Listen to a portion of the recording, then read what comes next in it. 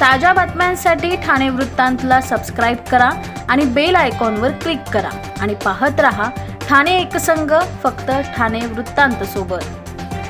डोंबिवलीतील सोनारपाडा मानगाव परिसरात एका जागेवरील चाळीवर जेसीबीच्या साहाय्याने तोडकाम सुरू करण्यात आल्याने स्थानिक रहिवासी आणि विकासकाच्या कर्मचाऱ्यांमध्ये जोरदार वाद झाला।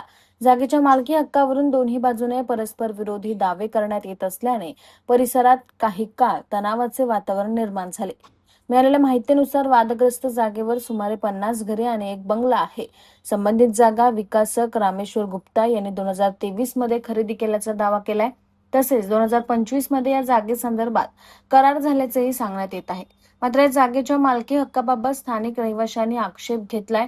संबंधित 50 घरांपैकी काही घरे रिकामी असल्याचे सांगण्यात येत असून या घरांवर विकासकाच्या कर्मचाऱ्यांकडून जेसीबीच्या साहाय्याने तोडकाम करण्यात आले। याची माहिती मिळताच स्थानिक रहिवाशांनी घटनास्थळी धाव घेत कारवाईला विरोध केलाय। यावेळी रहिवासी आणि विकासकाच्या कर्मचाऱ्यांमध्ये वाद झाल्याने काही काळ तणाव निर्माण झाला। स्थानिक रहिवाशांनी संबंधित जागेवर आपला हक्क असल्याचा दावा केलाय। जागा बळकावण्यासाठी कथित बनावट कागदपत्रांचा आधार घेतला जात असल्याचा गंभीर आरोपही काही रहिवाशांनी केला। या प्रकरणातील सर्व कागदपत्रांची अधिकृत यंत्रणेमार्फत चौकशी करण्यात यावी आणि आम्हाला न्याय मिळावा अशी मागणी रहिवाशांनी केली आहे।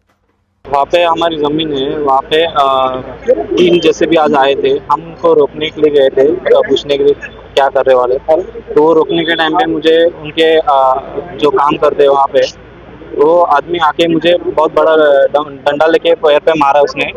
और उसके लगभग 100 गुंडे या बाउंसर जो भी थे उन्होंने मुझे पकड़ के मारने की कोशिश की, मेरा गला भी दबाने की कोशिश की है।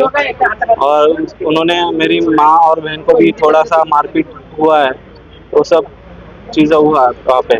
और 10 रूम तोड़ दिए उन्होंने, 3 जेसीबी ला